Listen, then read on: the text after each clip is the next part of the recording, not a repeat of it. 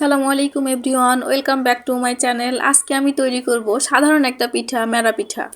এই জন্য প্রথমে আমি 2 কাপ চালের গুঁড়া নিয়ে নিলাম। প্যান দিয়ে নিলাম, আমি চালের গুঁড়াটা ভেজে নিব। চালের গুঁড়াটা আমি ভেজা অবস্থায় ডিপ ফ্রিজে রেখেছিলাম, এই জন্য দলা পেকে আছে। আমি চুলার আঁচ মিডিয়ামে রেখে 5 থেকে 7 মিনিট গুঁড়াটা সুন্দরভাবে ভেজে নেব। আমি নেড়ে চেড়ে গুঁড়াটা ভেজে নিচ্ছি। অনবরত নেড়ে চেড়ে গুঁড়াটা ভেজে নিতে হবে, না হলে নিচে দেখা যাবে লাল হয়ে এসেছে। আমি ভেজে নিচ্ছি গুঁড়াটা।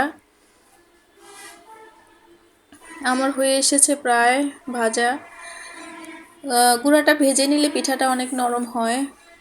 আমি ভেজে নিলাম, এখন বাটিতে আমি ঢেলে নিচ্ছি। এরপর আমি একটু লবণ অ্যাড করব, হাফ চামচ লবণ দিয়ে দিলাম। এখন আমি নর্মাল পানি দিয়ে একটা ডো তৈরি করব। আমি পানি অল্প অল্প করে দিয়ে নিচ্ছি। অল্প অল্প করে মিশিয়ে আমি খামিরটা তৈরি করতেছি। পানিটা একেবারে দেওয়া যাবে না, তাহলে দেখা যাবে নরম হয়ে যাবে। যতটুকু দরকার আমি সেভাবে পানি দিচ্ছি। এবার আমি হাত দিয়ে ভালোভাবে খামিরটা মথে নিব। আমার আর পানি লাগবে না, আমি মথে নিচ্ছি হাত দিয়ে চেপে চেপে। চালের গুঁড়াটা ভাজার কারণে ডোটা অনেক সফট হয়েছে, পিঠাটাও অনেক সফট হবে। আমার খামিরটা রেডি হয়ে এসেছে, আমি এখন পিঠাগুলো বানিয়ে ফেলবো। ছোট বড় সাইজ অনুযায়ী পিঠা বানানো যায়। আমি মাঝারি আকারে পিঠাগুলো বানিয়ে নিচ্ছি। হাত দিয়ে চেপে চেপে পিঠাগুলো বানিয়ে নিব। এইভাবে আমি সবগুলো পিঠা এক এক করে বানিয়ে নিচ্ছি। অনেক রকম ভাবেই বানানো যায়, আমি এই দুইভাবেই বানিয়ে নিলাম। আমার পিঠাগুলো বানানো রেডি।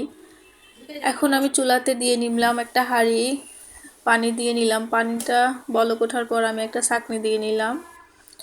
এবার এক এক করে আমি পিঠাগুলো দিয়ে নিচ্ছি পিঠাগুলো।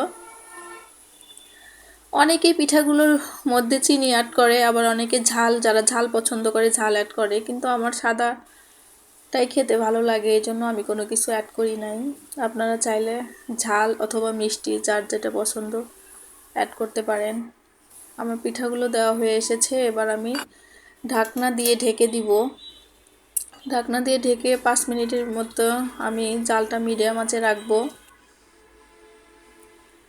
5 মিনিট পর দেখি কি অবস্থা। ঢাকনা খুলে আমি পরীক্ষা করব পিঠাটা সিদ্ধ হয়েছে কিনা।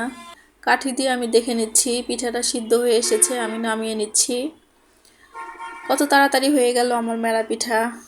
রেসিপিটি যদি ভালো লাগে তাহলে লাইক দিবেন। সবাই ভালো থাকবেন, সুস্থ থাকবেন। আল্লাহ হাফেজ।